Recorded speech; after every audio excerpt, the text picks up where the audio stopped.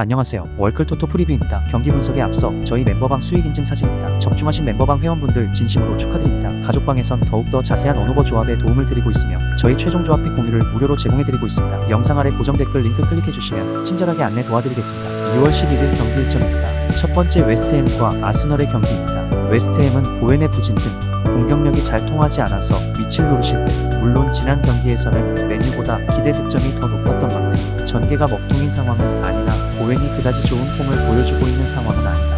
물론 보웬이 아스날을 상대로 아주 강한 모습을 보여주고 있고 아스날을 상대로는 늘 높이에서 강점을 보이면서 고생을 시킨 점을 무시하기는 어려울 듯. 최근 웨스트햄이 아스날을 상대로는 2승 1무인데 2승을 기록한 경기에서는 여지없이 세트피스 골이 나왔다. 아스날이 지난 경기 리버풀을 잡아냈지만 점유는 사실상 리버풀이 했고 역습으로 경기를 잡아낸 것에 가까웠다. 딸깍 축구로 이름난 웨스트햄에게는 지공이 통해야 하는데 현재 폼이 좋지 못한 진첸코와 인버티드 풀백 롤에 익숙하지 않은 키비오르를 생각한다면 아스날의 지공이 생각보다는 유효하지 않을 수 있는 상황. 늘 웨스트햄과의 경기에서는 높이에서의 문제와 점유율만 높고 찬스를 잘 만들지 못하는 것이 부진의 한 몫을 차지했다. 아스날의 승리는 리스크가 있을 것으로 본다. 일단 최근 전적에서도 웨스트햄이 높이와 역습으로 재미를 보고 있는 양상이고 지공 상황에서의 아스날이 웨스트햄을 공략하지 못하는 경우도 상당히 잦았다. 무승부를 과감하게 점쳐도 문제가 없을 것으로 보는 매치이고 아스날의 지공 성향이 잘 통하지 않는다면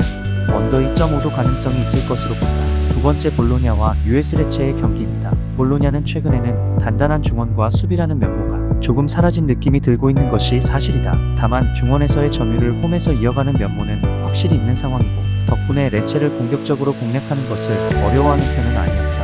다만 현재 보여주고 있는 수비가 흔들리게 되는 상황에서는 레체의 적극적인 공격이 볼로냐를 타격할 가능성을 열어두는 편이 좋겠다. 레체의 장점인 잦은 슈팅을 살려서 피오렌티나의 박스 안 수비를 뚫어내고 승리를 기록하는 모습이었다. 물론 지난 경기에서도 이골을 허용하는 등 압박에 치중하느라 중원이나 포켓 공간에서 틈이 생기는 것을 모두 커버하지는 못하는 양상 때문에 기본적으로 중앙을 쓸 수 있는 팀에는 약하다. 물론 볼로냐를 상대로는 2012년 이후로 난전을 만드는 득점력을 유지는 해온 편이었고 최근 볼로냐의 수비가 아주 안정적인 상황은 아니다. 볼로냐가 수비가 흔들리는 상황이라서 레체의 득점력이 어느 정도 올라올 수는 있다. 다만 압박으로 인해서 생기는 빈 공간을 점유하는 팀이 공략하는 양상에서는 레체가 꽤 약한 면모를 보이는 편이다. 적어도 홈에서의 점유를 가져갈 줄 아는 볼로냐가 유리하다는 점은 변함이 없을 것. 오버 2.5를 함께 노려도 좋을 것으로 보인다. 세 번째 AC 몬차와 엘라스의 경기입니다. 몬차는 겨울 이적 시장에서 듀리치를 데려오면서 단단한 중원에 비해서 부족한 득점력을 보강하려고 했다.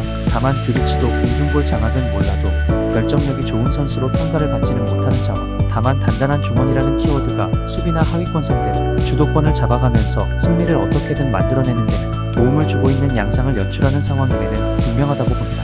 베로나의 단점이라면 공격에서는 지공이 철저하게 막혀버릴 수 있다는 점. 특히 중앙에서 상당히 많은 인원을 투자하는 로마를 상대로는 철저하게 롱볼로만 빌드업이 이루어지거나 개인 기량에 맡겨야 했다. 공중볼에 능한 듀리치가 떠나버리면서 롱볼도 사실상 통하기 어려운 상황. 사실 베로나도 중원에 인원을 매우 많이 두는 편이기는 한데 상대의 패스 네트워크를 잘 방어하는 양상은 아니었다. 몬차가 승리를 기록할 듯 여전히 듀리치가 있음에도 화력을 보장하기 어려운 상황임은 분명해 보이다. 적어도 중앙에서의 힘은 하위권을 상대로 경기 주도권을 쥐면서 승리를 가져오는데 도움이 되고 있음은 분명하다고 본다. 언더 2.5와 핸디캡 무승부 정도를 생각해볼 수 있을 것. 네 번째 클레르몽과 브레스트의 경기입니다. 클레르몽은 브레스트 상대로의 전적이나 상성은 매우 좋지 못하다. 최근 10번의 대진에서 3무 6패로 처참하게 밀리는 양상. 올 시즌에는 브레스트가 중앙에서의 창조성이나 공격력이 더 업그레이드된 상황이라서 이를 극복하기는 더욱 어려운 상황이 되어버린 것이 사실이다. 클레르몽이 일단 브레스트의 강한 중앙에서의 압박을 만나면 공이 측면으로 흐르거나 롱볼 말고는 답이 없는 상황에 직면할 것. 브레스트는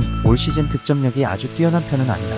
니스나 PSG를 상대로도 대등한 승부를 보여주는 등 중원에서의 힘과 압박, 카스티오의 찬스 메이킹이라는 면모가 조화를 잘 이루고 있는 상태다. 지난 시즌까지는 거칠기만 하고 다른 특색이 없다는 평가를 듣기도 했지만 카스티오가 빅찬스를 리그 내에서 두 번째로 많이 만들어내는 등 선전하자 밸런스 자체가 UCL을 노릴 수 있을 정도로 성장한 모습. 브레스트가 상성에서 완전히 앞서고 있다. 전적도 상성을 반영하는 모습인데 지공 성향의 클레르몽이 브레스트의 강한 중원에서의 압박을 잘 뚫는 모습은 아니었다. 그나마 브레스트가 공격력이 아주 좋은 상황이 아닌 시절에는 무승부 비중이 높기는 했지만 현재 브레스트는 카스티오의 빅찬스 메이킹 능력을 바탕으로 득점력도 부족한 팀은 아니다. 이상으로 추천 배팅 드립니다. 가족방 입장은 고정 댓글 확인하시고 문의 주시면 실시간으로 무료 조합 픽 받아보실 수 있으십니다. 오늘도 유익하셨다면 구독과 좋아요 부탁드립니다.